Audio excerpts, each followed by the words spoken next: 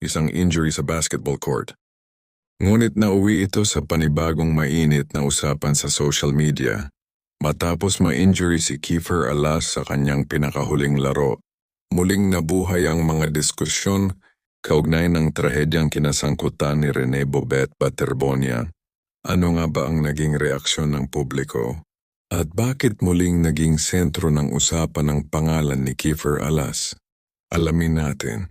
Sa mga nakaraang araw, kumalat online ang iba't ibang post at komento matapos ma-injury si Kiefer Alas sa isa sa kanyang mga laro. Kasabay nito may mga social media posts na nag-ugnay sa insidenteng ito sa naunang trahedyang kinasangkutan ni Rene Bobet Baterbonia. Mahalagang tandaan na ang mga ganitong pahayag ay nagmumula sa mga opinyon at reaksyon ng ilang netizens at hindi pa ito kumpirmadong katotohanan. Ayon sa mga kumakalat na post, may ilang netizens ang nagsabing tila nahihirapan umanong mag-focus si Kiefer Alas matapos ang mga nangyari nitong mga nakaraang linggo. Mayroon ding mga post na gumagamit ng salitang sumpa na nagdulot ng iba't ibang reaksyon online. Subalit hanggang sa kasalukuyan, wala namang opisyal na ebidensya o pahayag na sumusuporta sa mga ganitong haka-haka. Ang tanging kumpirmado ay ang injury na natamo ni Kiefer Alas sa kanyang laro.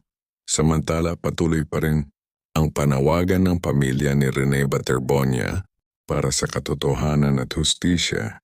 Marami rin ang umaasa na ang mga taong may mahalagang impormasyon tungkol sa insidente ay makapagbibigay ng kanilang testimonya sa tamang proseso. Sa panahon ng social media, mabilis kumalat ang iba't ibang opinyon. Ngunit mahalagang paghiwalayin ang mga kumpirmadong impormasyon sa mga haka-haka. Habang nagpapatuloy ang mga usapin kaugnay ng kaso ni Rene Baterbonia, nararapat pa ring igalang ang lahat ng panig at hintayin ang mga opisyal na resulta ng investigasyon. Sa huli, ang pinakamahalaga ay ang katotohanan.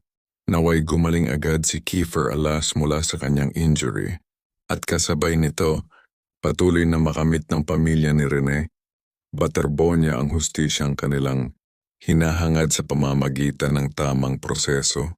Ano ang inyong pananaw sa mga reaksyong kumalat online?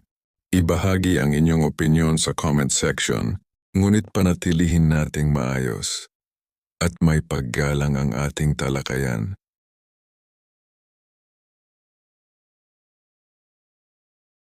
This is Beyond the Score, bringing you updates beyond the scoreboard.